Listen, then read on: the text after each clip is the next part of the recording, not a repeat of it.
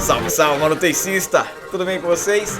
Sejam muito bem-vindos ao Manutencast, o primeiro e mais completo podcast de manutenção predial. E como você sabe, toda semana tem um convidado especial aqui para poder falar sobre um assunto relacionado a esse, o nosso universo da manutenção predial. E hoje eu estou com o Alex, da NG Prédio, vai falar um pouco pra gente sobre o trabalho que ele fez, sobre as premiações que ele ganhou na Abrafac, vai se apresentar. Enfim, Alex, cara, obrigado por ter aceito o convite e vamos lá! Felipe, eu que agradeço a revista Manutenção Predial mais uma vez pela oportunidade de falar do trabalho desenvolvido e vamos bater papo.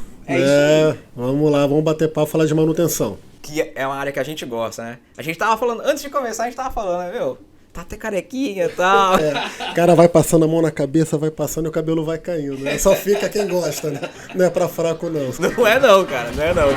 Alex, então, pra começar, se apresenta pra galera. Quem é você, onde você trabalha, quanto tempo você tá envolvido nesse ramo de manutenção predial? Bem, atualmente eu tô como diretor executivo da NG Prédio, 2 anos e pouquinho, né? Eu fui convidado para vir para cá.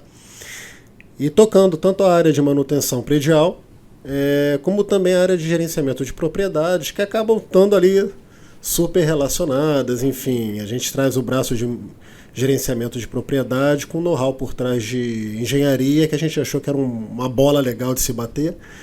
Há 2 anos, feliz aqui na NG Prédio. A NG Prédio é uma empresa familiar, 100% capital nacional, então é uma empresa que já está há 35 anos no mercado, já tem uma história muito bacana.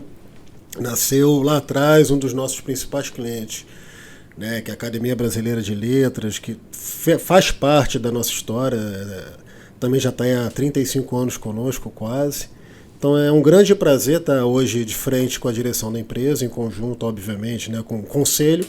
A empresa vem passando por um processo de transformação, inclusive referente à governança.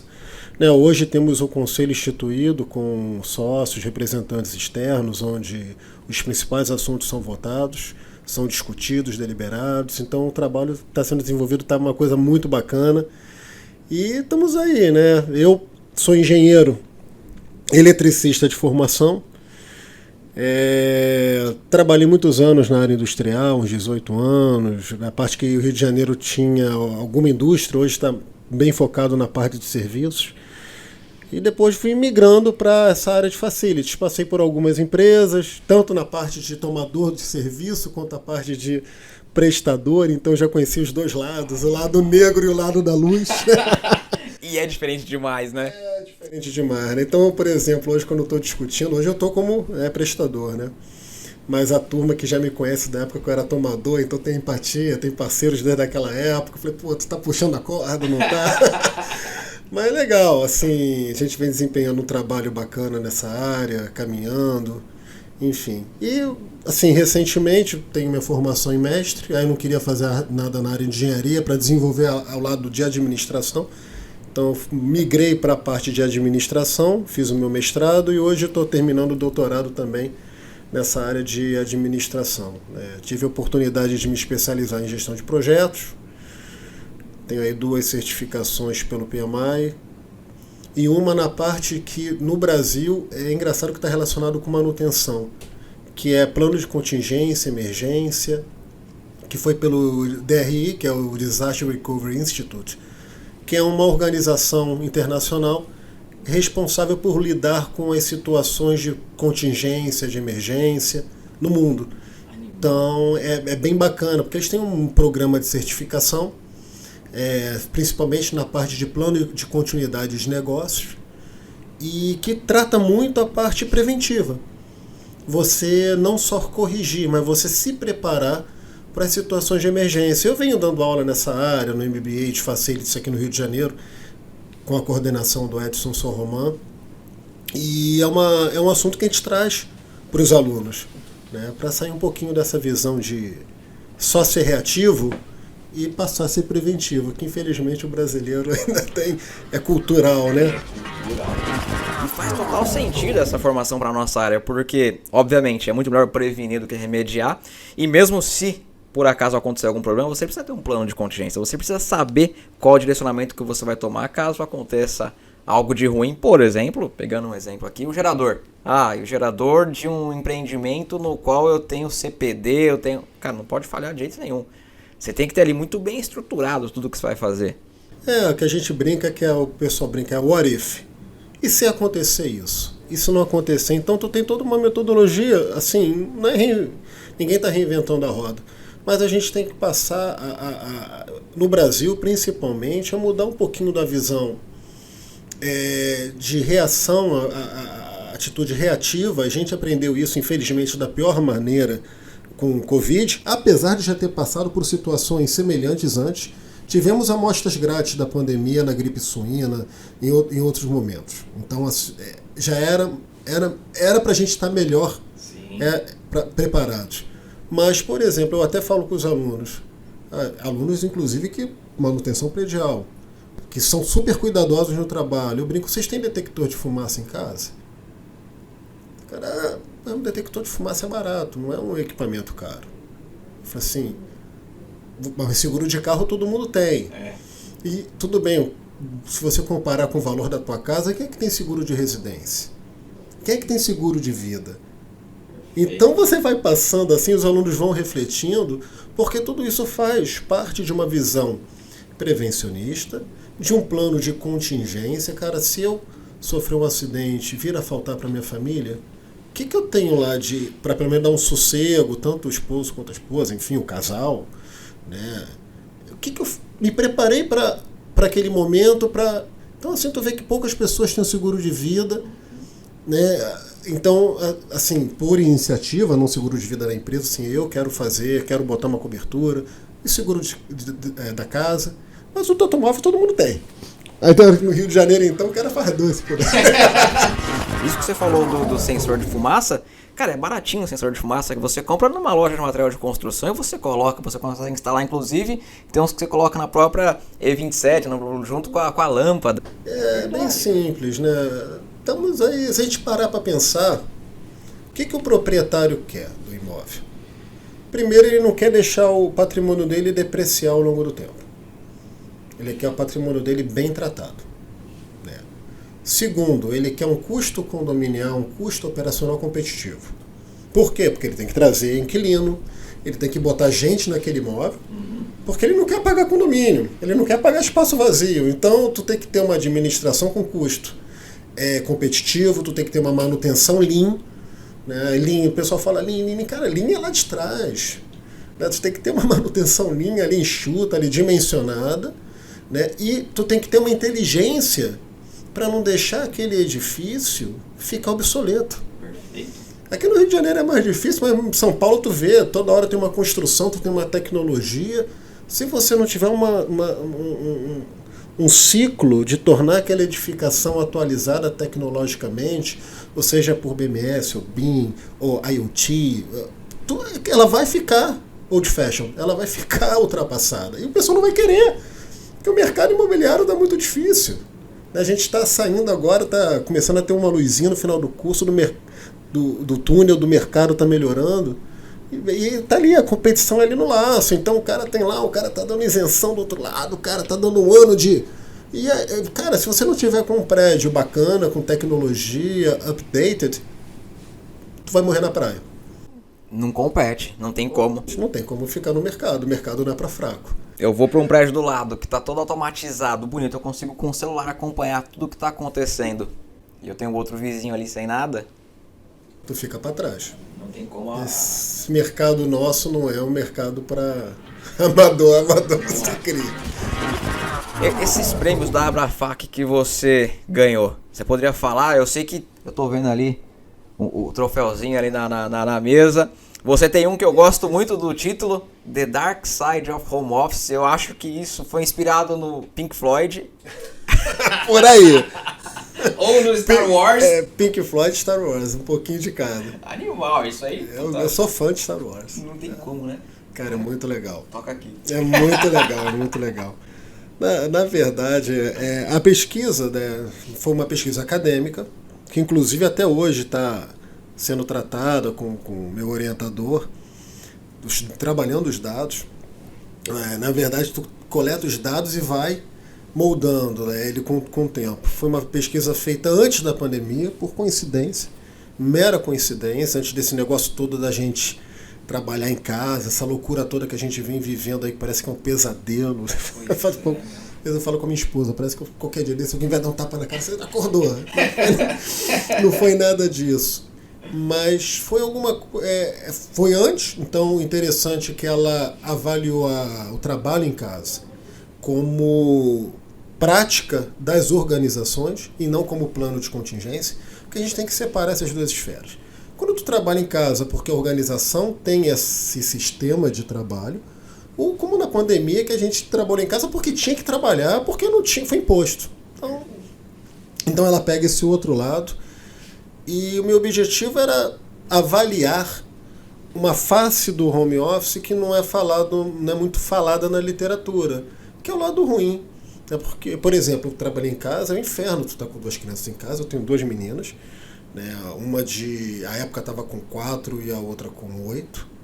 Assim, de repente todo mundo enfiado dentro de casa, né? Até brinco, dei uma palestra na Infra falando sobre esse assunto, que a minha filha mais nova brigou com a mais velha, tacou um controle e bateu na televisão, que eu tinha comprado nova, tinha pago a segunda parcela. Meu Deus, cara. Quase tive um treco, minha esposa quase teve um treco de nervoso. Por quê? Porque a gente foi obrigado a viver no trabalho em casa numa situação atípica. Como tem, por exemplo, no Canadá, quando você tem geada, as pessoas trabalham em casa. Por quê? Porque não tem como se deslocar para o trabalho. Que é o que a gente vivenciou. Mas o trabalho ele pega a prática do home office.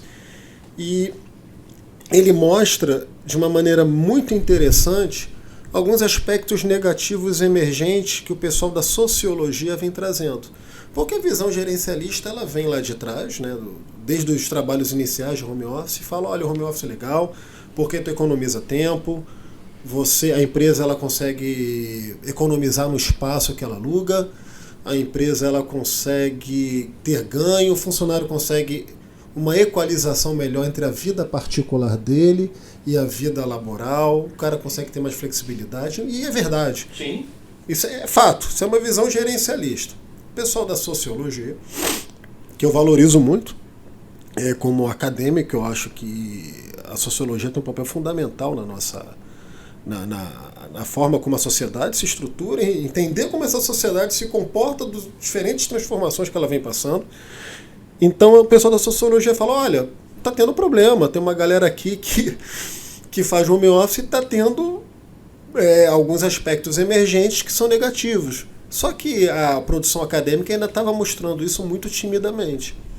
Então o que a gente procurou fazer? A gente fez análise bibliográfica da produção acadêmica brasileira num período bem extenso, se eu não me engano foi de 2004 a 2017. Levantou todos os artigos, a gente pegou todos os aspectos que estavam sendo identificados e lançamos um survey através de uma plataforma digital via redes sociais. Coletamos os dados, tratamos e a gente começou a identificar alguns aspectos interessantes. Inclusive utilizando uma ferramenta da sociologia americana, que é a análise de classes correlacionais, para analisar esses dados. Começou a avaliar, olha, tem uma galera que está batendo pino. Tem uma galera que, à medida que ele intensifica muito o home office, principalmente o solteiro, está usando muito antidepressivo, está tendo problema de isolamento social. A gente está vendo que as empresas, antes de colocar o funcionário em casa, tem que ver se a casa dele suporta ele trabalhar em casa. Sim. Então a gente começou a entender alguns aspectos do trabalho em casa, antes da pandemia, que isso foi legal, que estava incomodando a turma. Será que a rotina de vida da pessoa suporta trabalhar em casa? Será que a pessoa tem a característica para trabalhar em casa? Porque tu tem funcionários muito bons que precisam de um gerenciamento ali constante. Perfeito. E eles não deixam de ser bons por causa disso. É uma característica. Como você tem líderes que funcionam muito bem com as equipes remotas, porque vivem bem com isso, e tem outros líderes que são muito bons também, mas que está todo mundo ali perto, que são os caras mais controladores. E nessa zona toda que todo mundo ficou em casa, como é que esses caras se comportaram? Teve cara que bateu o pino porque não estava olhando o cara trabalhando. Teve outro que virou um grande procrastinador, porque não tem ninguém cobrando, o cara acorda de manhã, aí vê uma coisa, vê outra, não está ali no ambiente. Então a gente pegou esses aspectos emergentes, identificamos, a gente identificou uma coisa bem bacana, que foi uma correlação entre o uso de antidepressivos e a intensidade de home office. Então a gente fez uma correlação com validade estatística numa curva em U, de que o home office assim é intenso, dependendo da pessoa, ele traz prejuízos. Então isso foi bem legal. A gente trouxe alguns dados do IBGE de uso de antidepressivos, porque se a gente parar para pensar, nos últimos anos, cada vez mais a população vem fazendo uso de antidepressivos. Isso é fato, é uma curva quase que logarítmica. Está crescente. Então, se você não parar para avaliar como é que está a saúde da população, como é que tu faz isso? Alguma coisa a gente está fazendo de errado, porque se tivesse tudo certo, a população estaria mentalmente mais saudável. E que, de fato, a gente está vendo que não é, porque cada ano que passa, aumentam a quantidade de antidepressivos, estabilizadores de humor que são vendidos pelas farmacêuticas. Então, algo não está certo. Então, o trabalho ele vem mostrar esse lado, que a gente chama de dark side, né? Porque a gente brinca, na época lá do pessoal do Star Wars, é o seguinte, não é você tem que encontrar o equilíbrio da força entre o lado dark side e o lado da luz. Não é nenhum nem outro. Tu tem que ter um equilíbrio ali dentro de você, um balance, né, que a gente chama. Então, o que o artigo traz é falar, eu não quero tacar pedra no home office, pelo contrário, mas eu quero dar informações para os gestores, para que eles saibam gerir isso internamente nas suas organizações, junto com a área de gente e gestão, recursos humanos, junto com a área de segurança, saúde e meio ambiente, para que a gente consiga deixar os funcionários em casa, mas porém com uma qualidade de vida. Baita trabalho legal. Eu tive a oportunidade de ler. É animal. Parabéns. E tem o outro, né? Tem o Workplace que revolucionou também. Ah, esse foi bacana também. Esse aí foi o nosso gerente de novos negócios, Daniel, que a gente foi trabalhando. Tipo, na nossa área, o conceito de valor é muito... às vezes é tácito, não é uma coisa declarada, né? Nem tudo, alguma coisa tu consegue medir por indicadores e outras são muito intangíveis, né? Que nem o valor da tua marca, o valor da tua empresa. Isso muitas vezes tu tem que ter empresas para quantificar. Alguma coisa fica ali no subjetivo. Então a gente estava entrando nos espaços de manutenção e quando eu era gestor predial era uma coisa que me incomodava. Porra, aquela sala da manutenção sempre no pior espaço, com um mobiliário que ninguém queria, né? E a turma também às vezes não ajuda na organização. Aí a gente trouxe, cara, o que a gente consegue fazer de diferente pra gente ganhar em produtividade? Mandar para o cliente um recado tipo, somos diferentes. Então a gente fez um grupo de trabalho, desenhamos o que cada pessoa achava importante.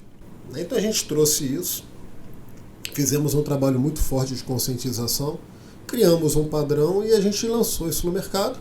E as pessoas vêm percebendo esse valor, porque você tem reduções do índice de absenteísmo, índice de atraso, até o job turnover reduziu. Diminui, cara. Então, assim, detalhe, tá? Sem nenhum investimento. Não preciso falar que tu implantou uma fortuna, não.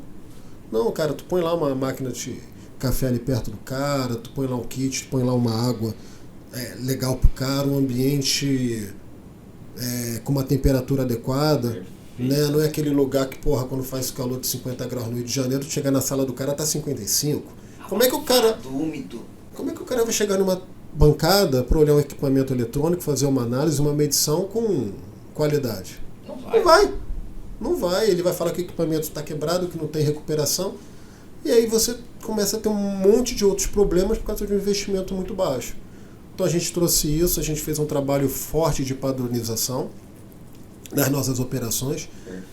E a gente escreveu isso no artigo também. A gente foi lá, apresentou para a Abrafac também, que é um grande promotor dessas boas práticas. né, relacionado. Tu vê que é um trabalho de manutenção, ganhou destaque na parte de facilities. Então isso é legal, motivo de orgulho.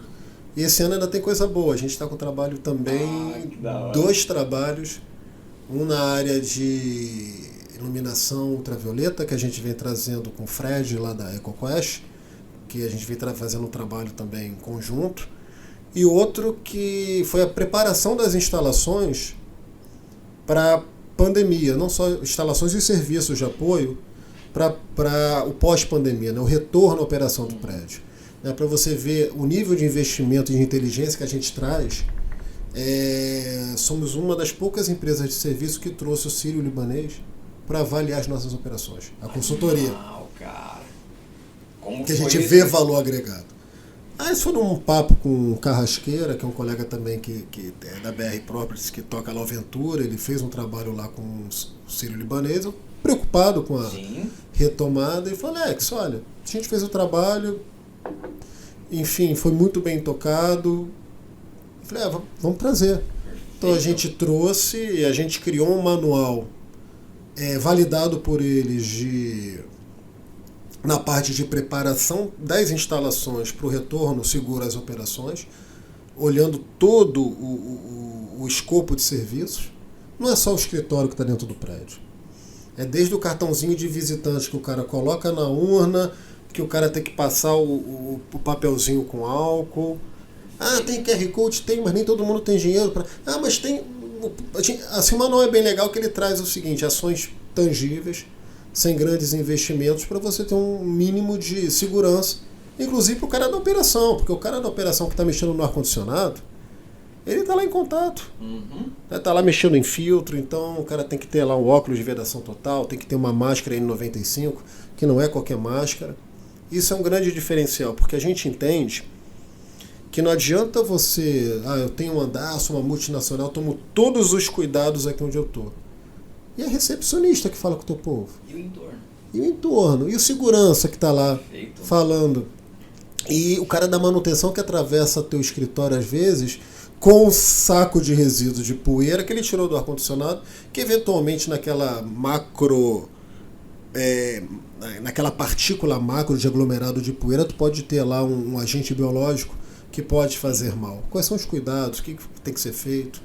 Então tudo isso a gente também mapeou e também apresentou, né? A gente tem o caso lá do Palácio Austrégésilo, que é da academia, que a gente gerencia, que a Elizabeth, também nossa funcionária, desenvolveu, submeteu o trabalho, e a gente está vendo aí o que dá de samba aí para esse ano também, para mostrar que a gente está brigando lá com os grandes. Tem mais coisa aí então, cara. E esse manual que você falou, ele é de vocês? Ele fica disponível se alguém quiser fazer download para poder visualizar ou não? É de vocês esse manual? Não, esse manual a gente disponibiliza gratuitamente. Eu acho uma tremenda palhaçada você achar que certas informações vão te diferenciar no mercado. Hoje, em 3 cliques você consegue a informação. Perfeito. Então a gente pegou, colocou o manual no nosso site, está disponível para download gratuitamente, até porque, novamente, alinhado com o nosso propósito, que é construir o bem-estar. Colocar o manual lá é uma forma de orientar os gestores, independente se é do concorrente, independente se é nosso, em como preparar as instalações. Está lá, o cara faz download, o material foi todo revisado pela consultoria do Sírio-Libanês. E tem algumas ações, não tem, novamente, né, não tem aquela, vou ter que matar uma barata com uma bazuca. Não, são ações simples no dia a dia que são importantes para você evitar a disseminação do vírus, que é aerotransportado, enfim, dentro das instalações. E que tá voltando, né? O pessoal tá voltando. Eu não sei como é que tá aqui no Rio, mas lá em São Paulo as empresas, os escritórios estão se movimentando para retornar, e esse é um grande ponto que é de entrave para todo mundo, porque a galera fala, e aí? Como é que eu volto? Como é que fica a minha recepção?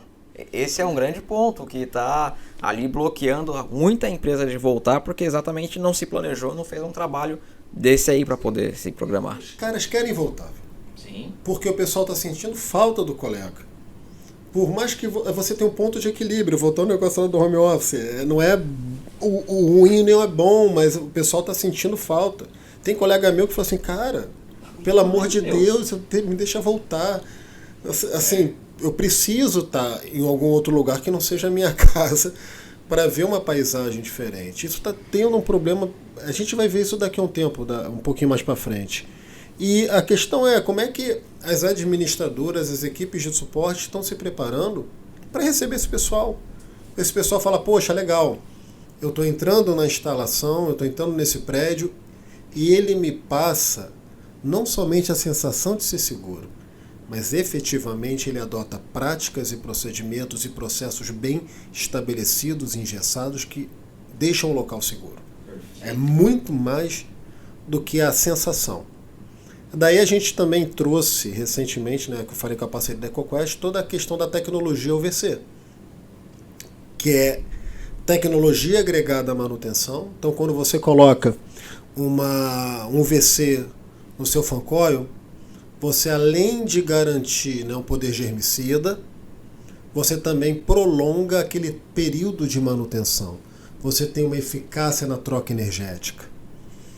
Você melhora aquela troca de calor no teu fan coil, você economiza energia, você torna ele mais limpo, você destrói o biofilme e você consegue ter um ar melhor. E fora outras tecnologias, tu tem o IRC, que joga um plasma de peróxido do ar também, que enfim, né, tu tem toda uma estrutura de tecnologia para tornar o teu ambiente mais seguro. Então, assim, para a turma que quer garantir o local saudável, tem ferramentas, tem tecnologia, só tem que tomar cuidado. Sim. Porque nem toda tecnologia que o cara vê vendendo na internet, ela é segura para a saúde humana.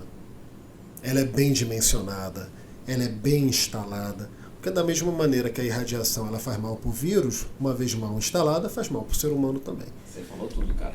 Era o ponto que eu ia levantar aqui, porque não adianta nada o cara também ter um produto desse, um equipamento tecnológico, e não souber colocar, instalar de forma errada. Exatamente. Porque não vai adiantar de nada, ele vai gastar dinheiro e pode até fazer mal ao invés de fazer bem.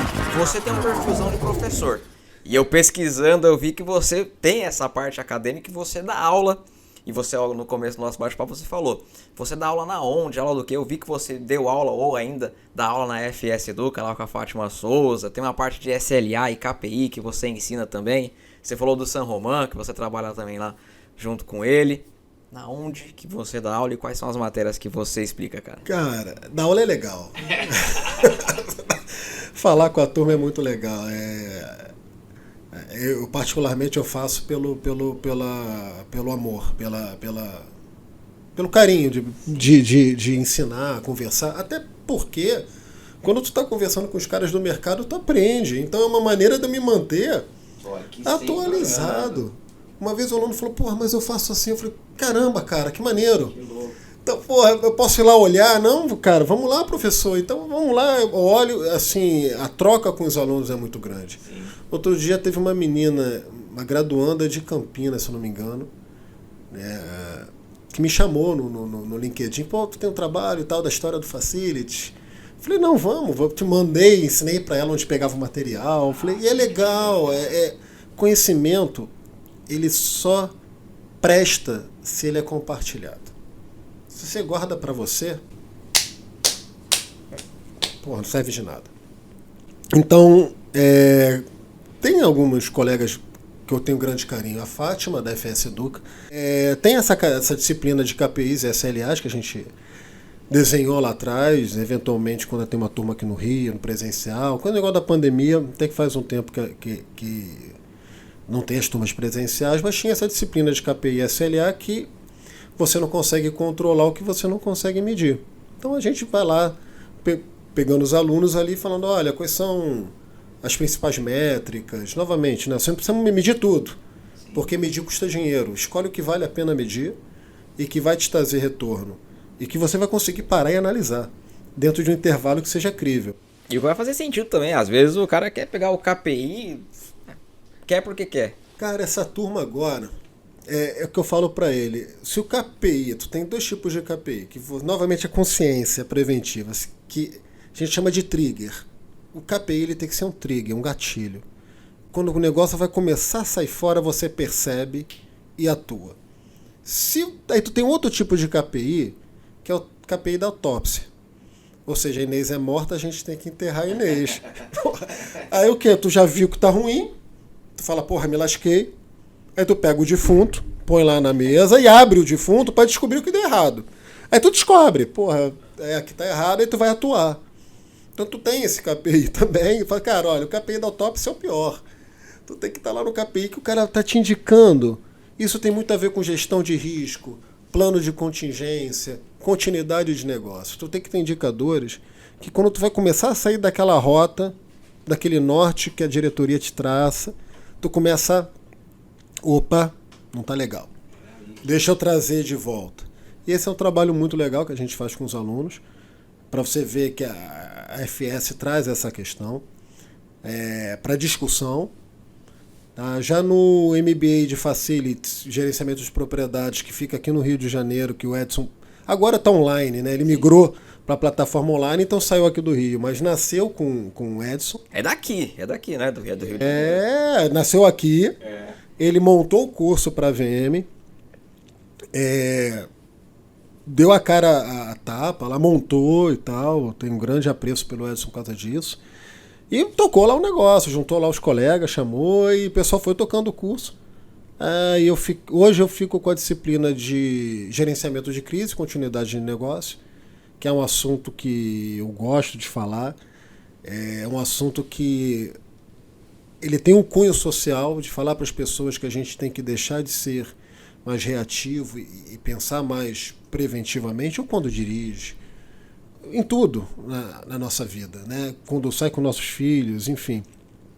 E tem essa disciplina e tem a outra que é a parte de gerenciamento de espaços, que a gente fala de coworking, de como você faz a gestão do teu espaço, configuração, enfim, traz um pouco do assunto para a turma, de como é que tu consegue economizar dinheiro para a empresa, fazendo uma boa gestão do espaço, conciliada com a saúde dos funcionários, com a funcionalidade do ambiente de trabalho. Então isso é muito, muito bacana, que é o que as pessoas têm falado agora. E muitos desses conceitos, eles não são novos, eles vêm lá de trás. Tu já tinha construções pet-friendly lá atrás, entendeu? Que o pessoal deixava você customizar o teu espaço, trazer planta. Então muita coisa que o pessoal fala hoje que fala que é novidade. Tá que nem aquela roupa velha que tu sai de moda e volta de moda.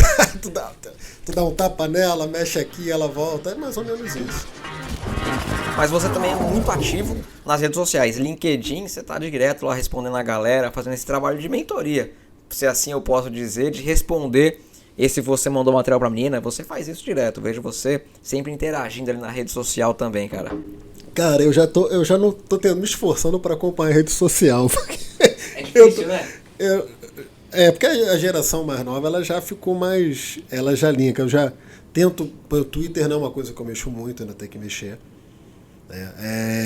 Instagram, eu vejo lá uma coisa ou outra. Mas o Facebook, o LinkedIn, a gente troca lá uma ideia com a turma. Principalmente no LinkedIn, que eu tenho rede profissional, fica lá. E eu gosto muito do LinkedIn, acho que você também, assim como eu. O que eu mais curto é o LinkedIn. Cara, eu gosto muito porque acho que tem mais a ver com o nosso perfil, né? Instagram, eu sou igual você, eu acompanho ali, não sou muito ligado no Instagram, mas LinkedIn é uma rede que eu gosto muito porque a troca é muito boa. Você conversa com pessoas ali que tá todo mundo naquela mesma página ali de aprender e de ensinar. Eu gosto demais do LinkedIn, cara. A galera troca, né, cara? Tu vê uma postagem legal, tu vai lá, comenta. Tu vê, às vezes o cara coloca um questionamento quem está acomodando ele, a pessoa vai, comenta, o outro já vai, constrói em cima do outro. É isso aí. O conhecimento ele evoluiu na sociedade dessa forma. A sociologia ajuda. De novo, olha aí. De novo. Né, você não tem uma verdade. Qualquer verdade ela é transitória, porque a sociedade evolui. Uma coisa que era uma verdade há 20, 30 anos atrás, hoje já não é. Então, se você fica engessado e não consegue construir o conhecimento evolui. Se você não disponibiliza esse conhecimento para crítica, porque uma verdade que eu construo hoje, por exemplo, se eu trabalho do home office, o cara vai pegar minha base de dados daqui a 5 anos e vai falar assim, cara, já não é mais. Perfeito. Então o conhecimento evolui, o conhecimento se desenvolve.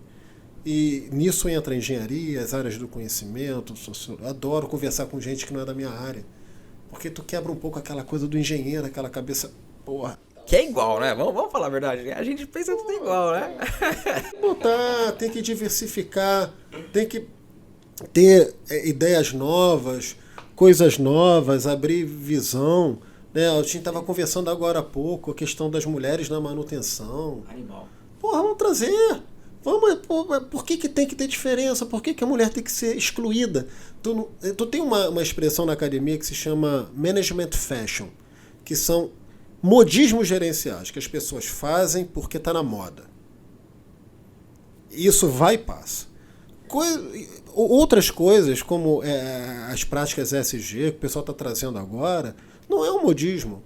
Não é um management fashion. A gente tem que ter uma sociedade mais igualitária, uma sociedade que as pessoas se aceitem, falem a mesma língua, entendam umas às outras e respeitem as diferenças. O diferente é legal. Entendeu? E que um respeite o outro. E daí, com a diferença, com os contrapontos, você constrói.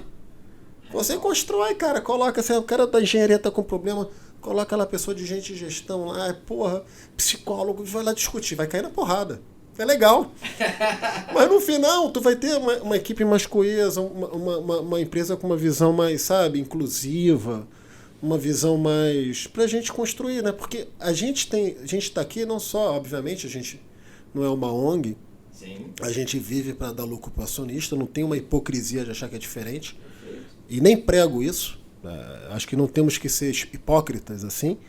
Mas, ao mesmo tempo, a gente tem uma obrigação de deixar uma sociedade melhor, de construir como empresa, de pregar práticas que transformem a sociedade. Temos que ser o elemento, muitas vezes, como por exemplo, a questão da reciclagem.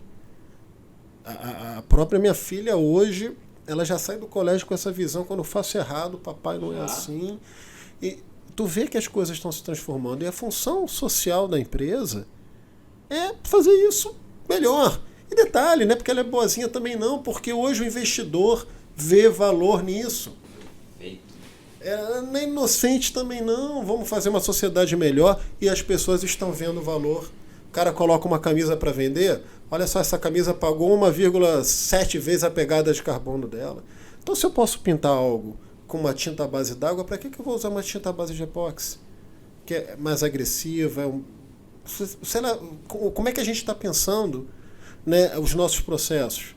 Se eu preciso deslocar um funcionário por um meio que gera CO2, se eu colocar uma bicicleta na operação para deslocar, obviamente, com processo, treinamento, segurança, né? O que eu consigo fazer para aliar esse tipo de coisa? Né? Ter ideias diferentes, discutir a forma como a gente faz as coisas. Tá, hoje eu uso um pano para limpar, mas se eu pegar esse pano, transformar... esse foi um trabalho muito legal, tu tem um pano muito grande, talvez o cara use o pano uma vez e depois joga, vamos botar uns panos menores para o cara reduzir o resíduo que ele gera na operação, e vamos ver se tem alguma empresa que pegue esse pano, recicle ele para que ele possa ser reutilizado, porque é um pano para limpar equipamento.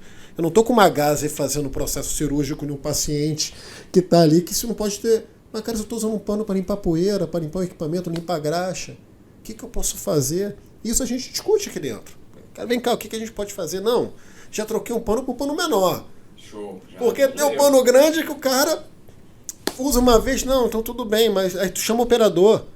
Funcionou? Não, tá legal, Alex, mas não reduz mais não, senão tu vai me bicar. Tá, mas cara, pensa antes de usar, porque você está gerando um resíduo. E aquilo vai para um aterro sanitário. E aquilo vai demorar não sei quantos mil anos para se decompor. E isso é legal, porque à medida que tu chama o operador, o técnico, e discute isso, você está transformando a sociedade. É esse o trabalho que nós, como empresa, a gente tem essa responsabilidade de estar plantando, e não é uma coisa que tu vai colher amanhã. Colher daqui a alguns anos.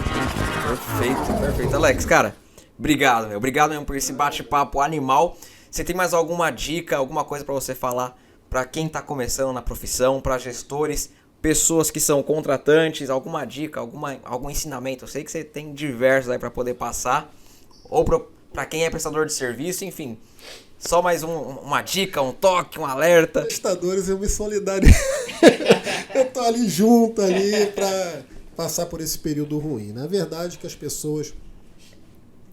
a corda apertou para todo mundo. Né? As administradoras, enfim, shoppings, etc., todos passaram por um momento atípico. Por quê? Porque ninguém estava vendendo, ninguém tinha dinheiro, o país parou e ainda está tentando retomar, enfim. E nesse ambiente, as pessoas acabam abrindo mão de algumas coisas que são importantes, que custam caro. Custam caro à medida que... É o que eu falo, você pode... abrir mão de alguma coisa? Pode, tem que abrir, porque assim, óbvio, o dinheiro ficou curto, cobertor, tu tampa a cabeça, o pé fica de fora. Só que a gente tem que parar para pensar a que custo. Algumas reduções não vão te cobrar um preço mais caro no futuro. Outro dia eu estava com um cliente, o cara falou assim, não, que teu preço de manutenção tá assim, tá assado. Eu falei assim, não, mas o fulano me cobrou tanto. Falei, e o mesmo que deixou a tua central de água gelada ficar ruim, você está gastando R$500 mil agora para fazer todo o reaproveitamento, tu está tendo que fazer um overhaul de um monte de compressor. Falei, cara, aquilo ali foi caro pra caramba para você. Então, a manutenção, ela vem com inteligência, ela vem com sensorização, ela vem com pacote customizado. E você pode abrir mão de algumas coisas, desde que, primeiro, não coloque em risco as pessoas. O pessoal tem perdido mão. É só a gente ver o que está acontecendo. Só ver os noticiários. É o que pegou fogo, é não sei o que, teve um princípio de incêndio, teve não sei o que, o lugar tal ficou sem luz, portanto, o cara está abrindo mão de algumas coisas que são importantes, que cobra o preço. Sim. Não pode cobrar hoje, vai cobrar amanhã, uma hora vai cobrar. E quando você fala de segurança das pessoas, bem-estar, tu está abrindo mão de coisas importantes. Então esse é o limite. Você tem que ter muito claro esse ponto de inflexão do que é economia e o que é perda de dinheiro. O que é perda de segurança, o que é risco à saúde. E tem um ponto que a economia vai voltar mais tarde que vai te cobrar o preço. Né? Foi aquilo outro dia, você botou lá o vídeo lá do... O cara não faz a manutenção da cobertura dele. Vai depositando terra, poeira trazida pelo vento. Passarinho lá, ela deixa a sementinha cair. Vai lá e nasce aquele monte de mato. Aquele mato perfura a tua manta do teu telhado, da tua cobertura.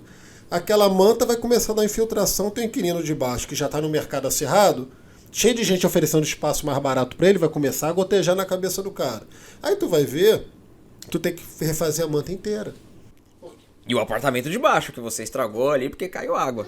Fora o fato de o cara não sair do teu prédio, porque tá aborrecido, porque tu não olhou.